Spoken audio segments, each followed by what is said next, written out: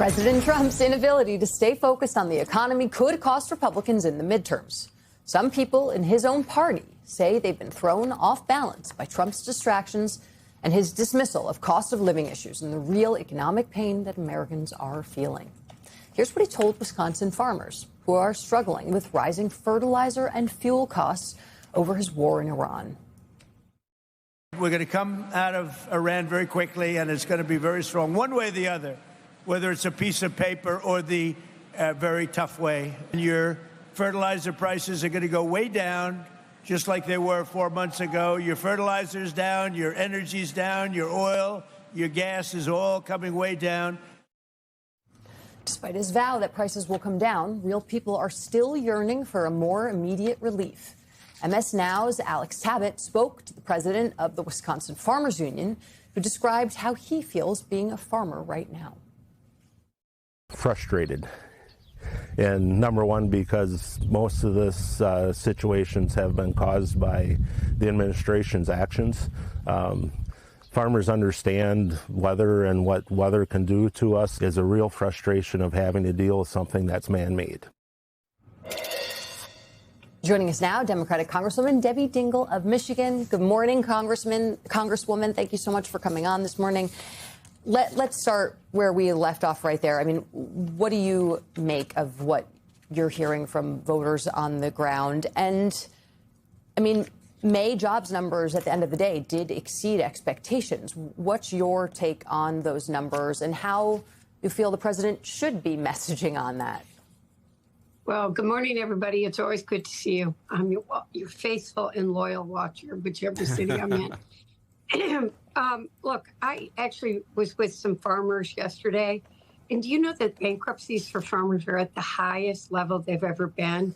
And their frustration at the cost of gasoline, fertilizer, and many other things, they're really struggling. And they don't know who to be mad at. They haven't gotten the farm bill back. And they were very loud and very clear about how scared they are about what's happening. So, you know, and yesterday I had one of my favorite Michigan days. I was at 15 different things, from parades to summer festivals, dancing in the street. Yes, I was. But people are worried. They're just, everything's expensive. They're worried about their jobs. You know, all the things that you know are happening right now. And what's the strangest thing for me is, as you all know, I predicted that Donald Trump would be elected in 2016 because he heard people. He heard my union workers. He knew what they were worried about, and he talked to them. And his obliviousness, this bubble he's living in, where he dismisses how worried people are, is very dangerous for everybody. And it's also very surprising. And yeah, Republican members of Congress are worried because while there may be this bubble in Washington, if they're going anywhere in their districts, they're hearing what I'm hearing.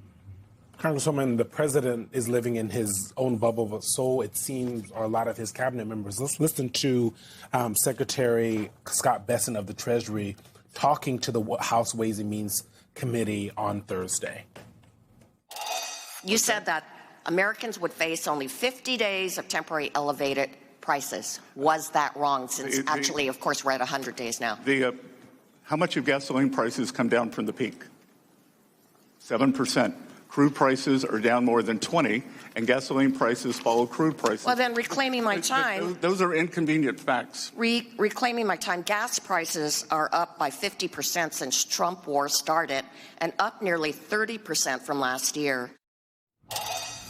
A really inconvenient fact is that the American people are feeling pain. The White House and the administration don't seem to be focused on fixing it. It seems pretty clear. So as you're talking to voters, both Democrat, Independent, and Republican voters, how are they thinking about this in terms of November? But one, they don't think that people are in touch with reality. I filled my car this morning, and yes, gas prices are down, and I track gas prices at 3 gas stations in my house every week. But it still cost $70 to fill my car this morning, which is twice what it was last summer. That's what voters are talking about. And then I was at the grocery store this morning because I tracked the cost of milk, eggs, and Diet Coke every week. Now, those are stable, or milk, quite frankly, is down 45 cents. But people know I go to the grocery store early. I was earlier than usual because of you today. I was going to say. It came up to me and said, look at how much this costs. I need to give my kids something they want. So people still are coming up, and food is expensive for everyday working men and women in this country.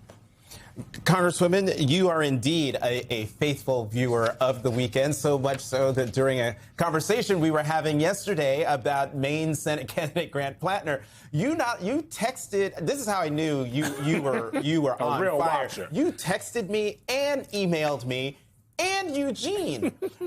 So I want to play some sound from Congressman Ro Khanna on Friday. He did a campaign event with Grant Plattner, and then we'll talk about it on the other side.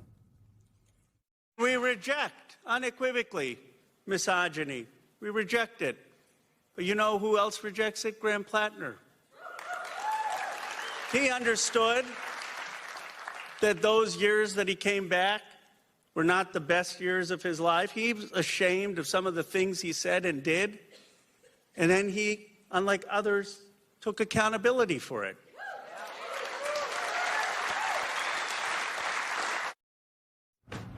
Congresswoman, I'm going to ask the question that Jackie just asked off camera. Has Grant Plattner taken accountability for it? Well, I have not, especially recently when he has been saying that much of this isn't true. And I was also texting both of you, Jackie. Sorry, I didn't have your text. I would have done I figured that you just agreed with me. Well, I did. You know, you were more the woman's perspective. These two were saying that Democrats, that we were giving him a pass. Not every Democrat is giving him a pass. I am a woman who has spent her entire career fighting violence against women, long before I ever got to the Congress. I'm someone who grew up in a home with domestic violence. I know what it's like to hide in that closet, to not be sure you're going to live through the night. I have spent many a night with someone that's been a victim of sexual violence, and you cannot make light of this. And you got to stay true to your values. Now, I don't vote in Maine. I vote in Michigan. And the problem is the man in the White House is guilty of many of the same things. But I cannot give somebody a pass on saying, well, women invited it because of the way they're dressed or they were drinking. Hey, it's not okay. And that's what I feel very strongly about. We have got to stand up against violence against women. I don't care who you are or where you are, but you cannot not hold those values close because there's still too much violence in this country. Grant Plattner, of course, denies especially this latest bout of allegations. But I am curious, Congresswoman, when you see Senator Brian Schatz apparently is doing some kind of digital fundraiser for him over the weekend, you see your colleague in the House, Congressman Ro Khanna, on the road stumping for him after these allegations come out. Should they be doing that? Well, look, I also want to say that there's somebody in the White House that's equally guilty as this candidate is. And a lot of people want, and I agree that we need to check on what is happening in the White House for our democracy. So the Maine voters are going to have to decide, and we do need to check. But I just cannot stand someplace and say, hey, he said he was sorry, it's okay. Because it's not okay. And there are many people who, I've seen people stay in situations, I've seen women say he's never going to do it again, and I've attended their funeral. So I don't know that he's as bad as some of the men and women that I've tried to help or save, but this is something that's very inside me. It's something I've lived with. It's something I've helped other people with. And I stood up to Donald Trump, one of the reasons he doesn't like me. And I just don't think Dems can give a pass on what happened. They can't say, hey, it's okay. Now, is he better than the man in the White House? That's a decision people in Maine have to make. Don't say the history's okay. Congresswoman Debbie Dingell, as always, thank you so much for coming to The Weekend. Thank you.